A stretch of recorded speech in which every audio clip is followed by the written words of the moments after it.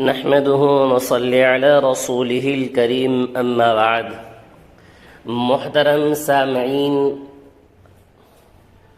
اور انتخابات میں کھڑے ہونے والے تمام امیدواروں سے ووٹ کی شرعی حیثیت کے متعلق چند باتیں آپ حضرات کی خدمت میں۔ اسلام ایک کامل اور مکمل نظام حیات کی رہنمائی کرتا ہے۔ زندگی کا کوئی شعبہ اور گوشہ ایسا نہیں جہاں اسلام نے رہبری نہ کی ہو۔ آج کل ایک بات جو عام لوگوں کے ذہنوں میں پیدا ہو رہی ہے وہ یہ ہے کہ اسلام میں کیا سیاست و حکومت کی تعلیمات و ہدایت نہیں ہے؟ حالانکہ حکومت و سیاست سے انسانی زندگی کا بڑا حصہ ملا ہوا ہے، تو اس اہم ترین شعبہ زندگی میں اسلامی تعلیمات رہنمائی کیسے نہیں ہو سکتی؟ بلکہ اسلام نے بہترین نظام حکومت اور خوشگوار سیاست کے اصول و ضوابط بتلائے ہیں۔ بدقسمتی کی بات ہے کہ ہم مسلمان اللہ پر، اس کے حبیب صلی اللہ علیہ وسلم پر ایمان لانے والے دنیا کی مختلف قوموں اور جماعتوں کو صحیح نظام زندگی بتانے اور سکھلانے کی ذمہ داری نہ نبھا کر گویا کہ اللہ کے دربار میں خود کو قابل گرفت بنا رہے ہیں، کیونکہ اللہ تعالیٰ کا ارشاد ہے انی جاعل فی الارض خلیفہ۔ حدیث شریف میں ہے کہ الا کلکم راع وکلکم مسئول عن رعیتہ، ہر ایک ذمہ دار ہے اور ہر ایک سے اپنی ذمہ داری کے بارے میں سوال ہوگا۔ تاریخ اسلام کو دیکھنے سے معلوم ہوتا ہے خود نبی کریم صلی اللہ علیہ وسلم جب مدینہ منورہ تشریف لائے، جہاں ایک طرح سے آپ صلی اللہ علیہ وسلم کو حضرات صحابہ رضی اللہ عنہم کو مکی زندگی کے مقابلے میں کچھ آرام سا نظر آیا، تو آپ صلی اللہ علیہ وسلم نے مدینہ منورہ میں ایک اسلامی حکومت کی بنیاد ڈالی۔ آپ صلی اللہ علیہ وسلم نے بین المذاہب اور باہمی زندگی گزارنے کے اصول و آداب، قوانین و ضوابط مرتب فرمائے۔ گویا کہ آپ نے اسلامی حکومت کا آئین یعنی کانسٹیٹیوشن مرتب فرمایا، جو دنیا کا پہلا تحریری مرتب حکومتی نظام مانا جاتا ہے، جس کی بنیاد پر آج کے بڑے بڑے ممالک کے آئین مرتب کیے گئے ہیں، جس کا اعتراف اپنوں سے زیادہ غیروں کو ہے۔ مذکورہ تمہید سے معلوم ہوتا ہے حکومت و سیاست دین کا ایک حصہ ہے، اس کو حدود شرعی میں رکھ کر ہمیں اپنانا اور پھیلانا چاہیے تاکہ انسانوں کے حقوق پامال نہ ہو سکیں۔ حضرات گرامی، ووٹ کی شرعی حیثیت کیا ہے؟ انتخابات بڑے زور و شور سے ہوتے ہیں، لیکن عموماً دیکھا گیا کہ مسلمان اس میدان میں اپنے کو علیحدہ الگ تھلگ رہنے کو پسند کرتے ہیں یا اس کی ضرورت اور اہمیت سے بے خبر ہیں۔ حالانکہ اس میدان میں مسلمانوں کو دینی اور شرعی حیثیت سے بڑی ذمہ داری ادا کرنی چاہیے۔ غیر اسلامی سیاست کو اسلامی سیاست میں بدلنا ہوگا، بلکہ نظام سیاست کو بھی مسلمان بنانا ہوگا۔ اس لیے کہ ہم ووٹ و انتخابات کو قرآن و حدیث کی روشنی میں دیکھیں، جن کو اکابر امت نے بہت پہلے مرتب فرمایا۔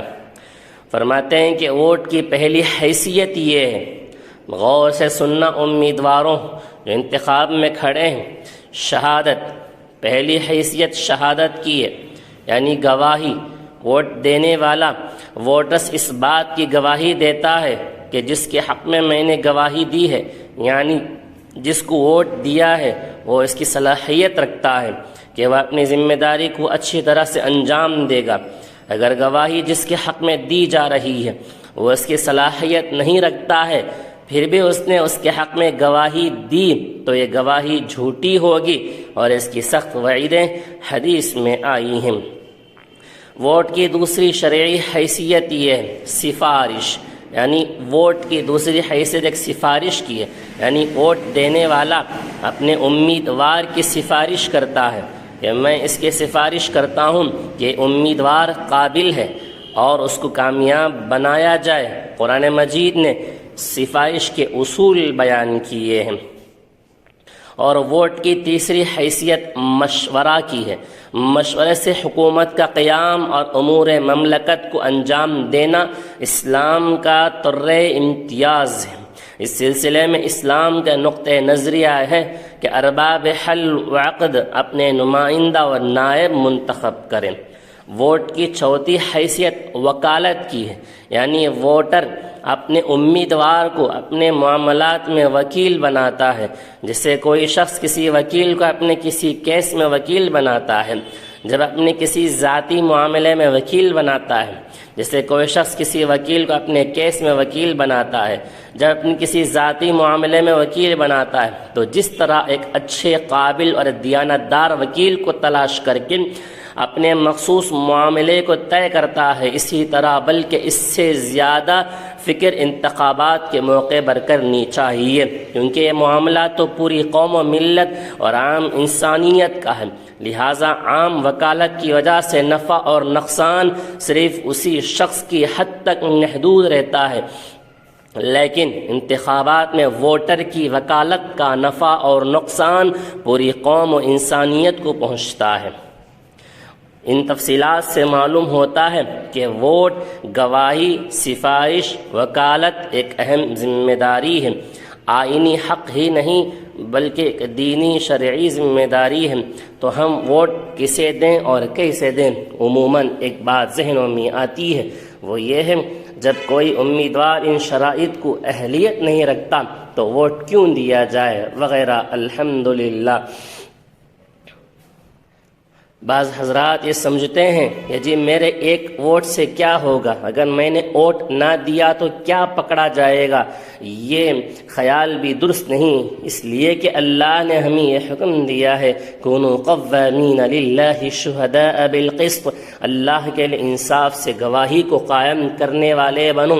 دوسری جگہ ارشاد باری ہے ولا تکتموا الشہادہ ومن یکتمها فإنہ آثم قلب، شہادت یعنی گواہی کو نہ چھپاؤ، جو شخص اس کو چھپاتا ہے اس کا دل گنہگار ہے۔ اس تفصیل سے معلوم ہوتا ہے ووٹ ڈالنا ایک دینی فریضہ ہے، اور اس سے لاپرواہی کرنے کا نتیجہ یہ ہوگا اچھے لوگوں کے مقابلے میں غلط اور شر پسند جو قوم و ملت کے حق میں ظلم و تشدد کو اپنا مقصد بنا لیتے ہیں، ایسے مجرمانہ سازشوں کے مرتکب لوگ چن کر میدان سیاست میں آ کر نظام حکومت کو بگاڑ کر رکھ دیں گے۔ لہٰذا اس اہم ذمہ داری میں مسلمان اور دوسروں کے مقابلے میں زیادہ ذمہ دار اور حصہ دار ہیں۔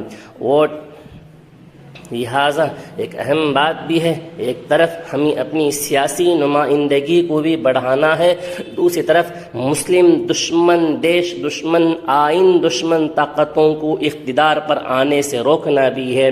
لہٰذا سبھی سے درخواست ہے کہ اپنے ووٹ کو ضائع نہ کریں۔ خاص کر آخر میں بتاتا چلوں، جو انتخاب میں کھڑے ہیں آپ ایک ذمہ دار ہیں، آپ کو گواہی دیں گے لوگ، سفارش کرتے ہیں، وکیل بناتے ہیں، لہٰذا آپ اس میں بطور خاص اتر کر کام کریں، آپ جذبے سے کام کریں۔